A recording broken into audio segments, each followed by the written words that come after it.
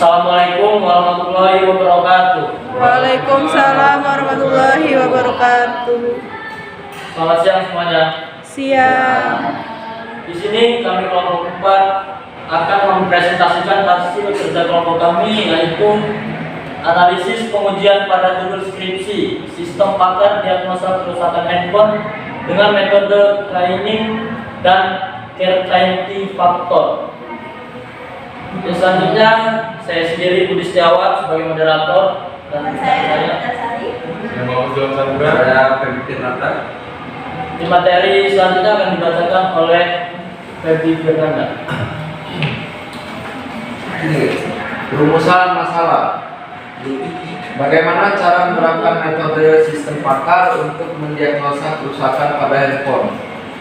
Lalu, bagaimana menerapkan metode sistem pakar power chaining dan certainty factor ke dalam suatu aplikasi pada sistem pakar diagnosa kerusakan pada handphone? Tujuan penelitian: 1. Menerapkan metode sistem pakar untuk membantu pengguna dalam diagnosa kerusakan handphone dengan metode format chaining dan certainty factor pada sistem pakar sehingga dapat memperoleh diagnosa yang lebih baik. 2. Membuat aplikasi sistem pakar berbasis web menggunakan PHP dan MySQL. Metode pengembangan sistem dan alam pengembangan sistem. Metode pengembangan sistem Extreme Programming atau XP merupakan sebuah proses rekayasa perangkat lunak yang cenderung menggunakan pendekatan berorientasi objek dan sasaran. Dari metode ini adalah tim yang dibentuk dalam skala kecil sampai medium, serta metode ini juga sesuai jika tim dihadapkan dengan requirement yang tidak jelas maupun tidak terjadi. Alat pengembangan sistem UML Unified Modeling Language. UML adalah himpunan struktur dan teknik untuk pemodelan desain program berorientasi objek serta aplikasinya. UML adalah metodologi untuk mengembangkan sistem OOP dan sekelompok perangkat tool untuk mendukung pengembangan sistem tersebut. Use case. Model use case menjelaskan mengenai aktor-aktor yang terlibat dengan perangkat lunak yang dibangun beserta proses-proses yang ada di dalamnya. Berikut ini adalah use case diagram diagnosa kerusakan pada handphone. Materi selanjutnya akan disampaikan oleh Nobita Sari. Aktiviti diagram berikut ini memperlihatkan secara rincian aliran data secara logika yang terjadi dalam use case. Berikut ini aktiviti diagram pada proses sistem. 1. Aktiviti diagram proses login admin dari pemilihan menu login, lalu menampilkan halaman login. Setelah itu input username dan password, kemudian login. Dari proses login terdapat login gagal dari proses login. Setelah itu verifikasi, maka mendapatkan hasil utama admin. Next. Kedua, aktiviti diagram mengelola data perusahaan. Pertama, pilih menu kerusakan, lalu menampilkan hasil kerusakan. Lalu menampilkan halaman tambahan dalam kerusakan. Setelah itu penampilan ID kerusakan dan lain-lain. Lalu simpan data, kemudian menampilkan halaman kerusakan. Ketiga, aktiviti diagram mengelola data gejala kerusakan dari pemilihan menu gejala kerusakan, lalu menampilkan halaman gejala kerusakan. Setelah itu pilih kemudian menampilkan halaman tambahan data gejala, lalu penampilan ID gejala dan lain-lain. Simpan data, lalu menampilkan gejala data. 4. Aktiviti diagram pengelolaan menu aturan. Dari admin, pilih menu aturan, menampilkan halaman data pengetahuan, lalu pilih kemudian penampilan halaman tambahan data pengetahuan.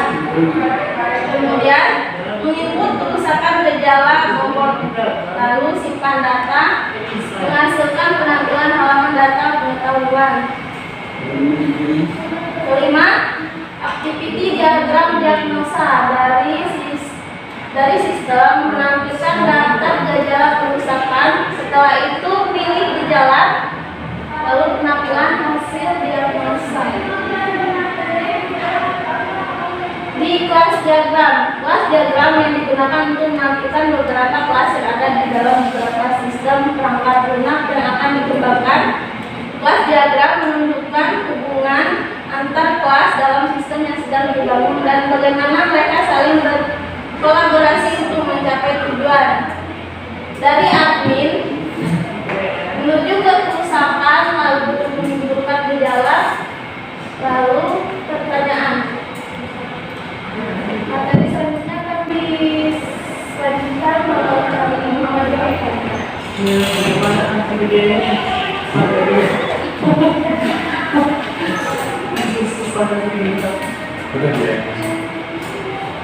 Selanjutnya testing.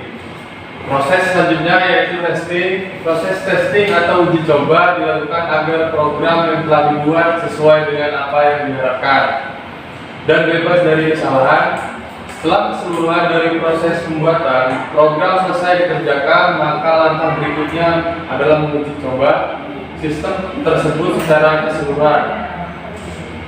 Sebelum diluncurkan atau dipublikasikan, melalui perawatan pada server, penguji dilakukan terhadap terpenuhi atau tidaknya kebutuhan pengembangan program. Selanjutnya, tahap penelitian ini menggunakan metode black box testing.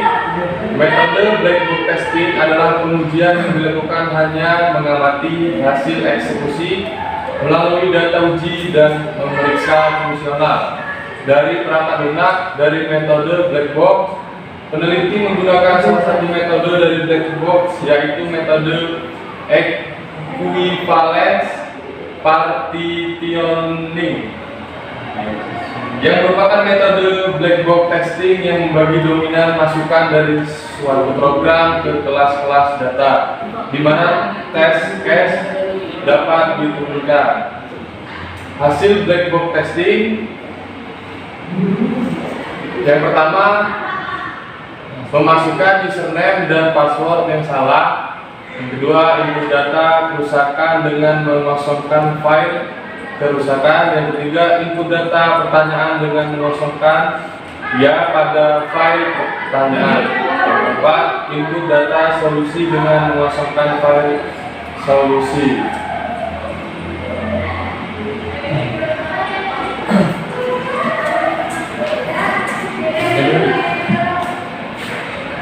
Itulah materi kami. Jika rekan yang bertanya, kami persilahkan.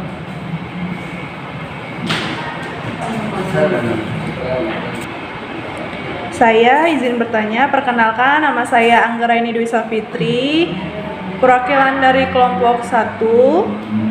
Izin bertanya, apakah ada kelebihan dan kelemahan dari metode forward chaining tersebut? Jika ada, tolong dijelaskan. Sekian, terima kasih.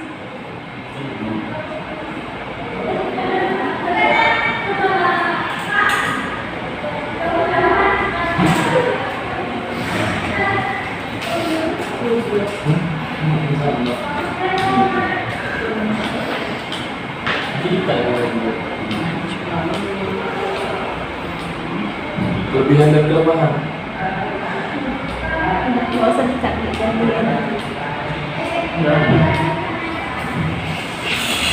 Nah, kan udah kamu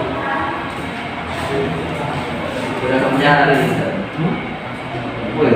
Apa? Tadi ada loh dijelaskan. Baik, saya akan jawab pertanyaan dari Anggraini Saputri. Kelebihan dan kelemahan. Untuk kelebihan sendiri, yang pertama, kelebihan utama dari forward chaining yaitu metode ini akan bekerja dengan baik ketika masalah pemula dari mengumpulkan, menyatukan informasi, lalu kemudian mencari kesimpulan apa yang dapat diambil dari informasi tersebut. Kedua, metode ini mampu menyediakan banyak sekali informasi dari jumlah data kelemahan sendiri, yang pertama, kelemahan utama metode ini yaitu kemungkinan tidak adanya cara untuk mengenali di mana beberapa fakta lebih penting dari fakta lainnya. Yang kedua, sistem bisa saja menanyakan pertanyaan yang tidak berhubungan walaupun jawaban dari pertanyaan tersebut penting. Namun hal ini akan membingungkan user untuk menjawab pada subjek yang tidak berhubungan. Sudah jelas? Ya, cukup. Terima kasih.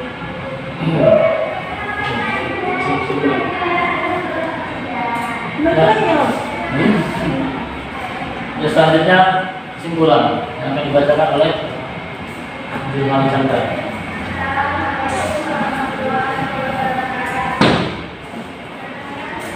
Baiklah, dari materi yang kami jelaskan, kesimpulan berdasarkan uraian pembahasan yang sudah ada diuraikan pada sebelumnya, maka penulis menarik kesimpulan sebagai berikut. Yang pertama, sistem pakar untuk diagnosa kerusakan handphone berhasil diimplementasikan menggunakan metode forward chaining dan certainty factor didapat hasil rata-rata 0,98 yang berarti mendekati nilai 1, yaitu bahwa mendapatkan hasil yang akurat. Diagnosa kerusakan handphone sudah mendekati berhasil. Yang kedua, sistem pakar untuk diagnosa kerusakan handphone telah berhasil digunakan dan dibangun serta dapat menampilkan gejala pencegahan dan solusi kerusakan handphone.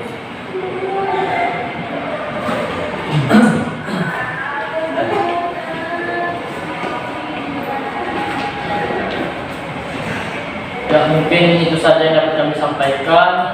Semoga materi tersebut dapat bermanfaat untuk kita semua. Amin. Dan kami akhiri, wabillahi taufiq wal hidayah. Wassalamualaikum warahmatullahi wabarakatuh. Waalaikumsalam warahmatullahi wabarakatuh.